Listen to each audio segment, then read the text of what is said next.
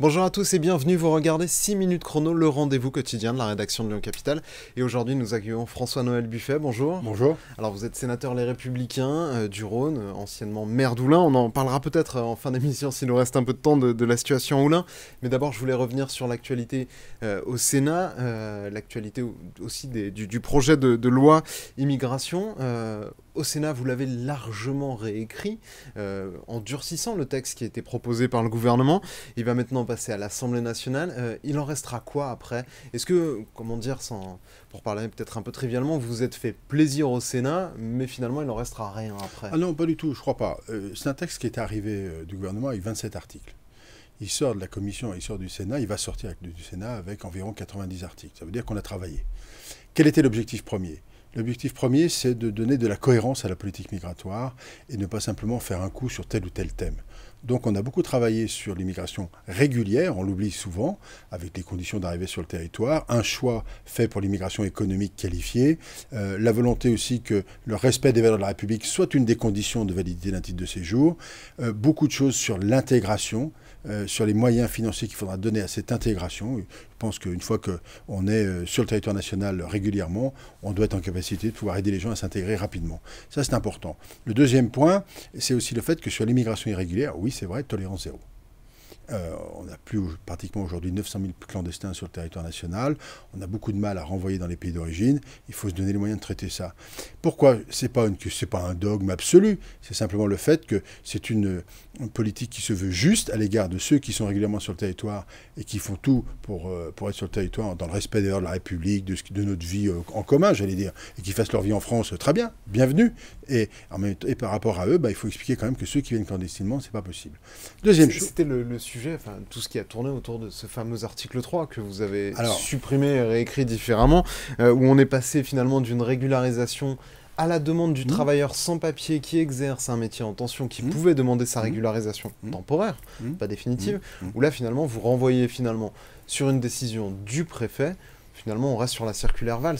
Pas tout à fait. Non, il faut que tout change pour que rien ne change. Alors, si j'ai quelques secondes, c'est pas du tout la même chose. Le texte d'origine, c'est la volonté par la loi de régulariser toutes les personnes dans cette situation-là de plein droit, c'est-à-dire de façon automatique. On a toujours dit qu'on voulait bien régulariser, mais pas de façon automatique, au cas par cas, et c'est donc, ça devait relever de l'admission exceptionnelle au séjour qui est faite par le préfet. C'est ce que nous avons fait en réalité, en fixant des conditions supplémentaires, et ce qui permet d'avoir, je crois, un système équilibré. On ne ferme pas la porte à la régularisation, bien sûr, mais c'est au cas par cas, à la discrétion du préfet, dans des conditions fixées par la loi. Je crois qu'on a trouvé le bon équilibre. Puis ce qu'on oublie de dire, c'est qu'on a réglé aussi une grande partie de la simplification des procédures. Le Sénat avait rendu un rapport en 2022, sur la base d'ailleurs d'un travail qui avait été fait par le Conseil d'État. On l'a réintégré, le rapport du Sénat d'ailleurs a été intégré dans le texte, il faut dire les choses comme elles sont par le gouvernement, à quelques exceptions près. Donc on simplifie aussi les procédures pour soulager les magistrats administratifs notamment, mais pas que ça.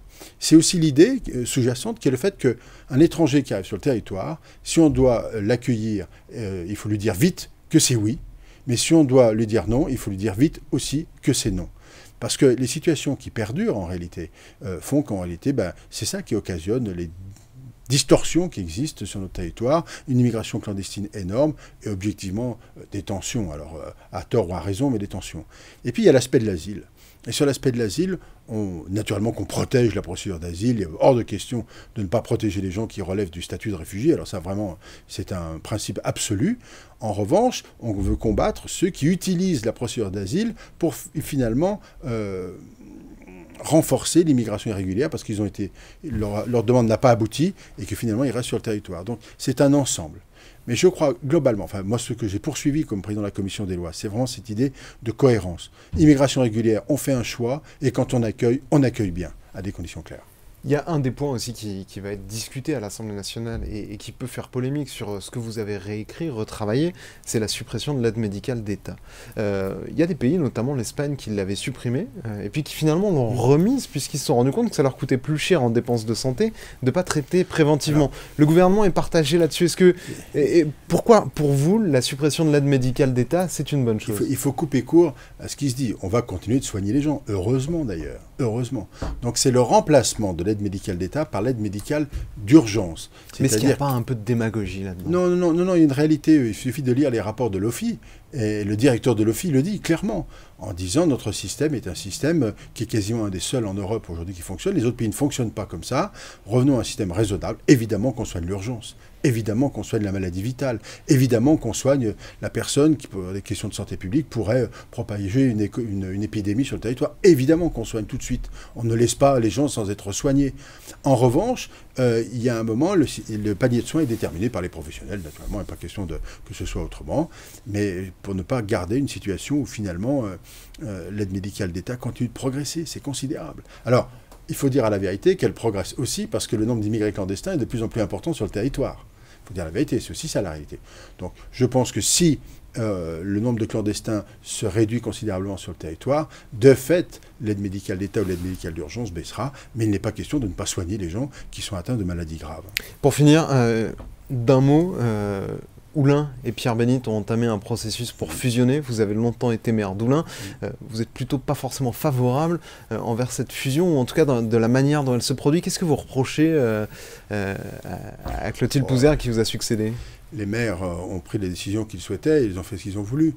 Moi, j'ai toujours dit que dans un sujet de cette nature, que ce soit à Oulin ou ailleurs, c'est un sujet de longue haleine qu'il faut préparer et qu'il faut consulter. Bon, tant que les choses sont faites aujourd'hui, il va falloir maintenant expliquer les enjeux, expliquer comment les avantages pour les uns ou pour les autres.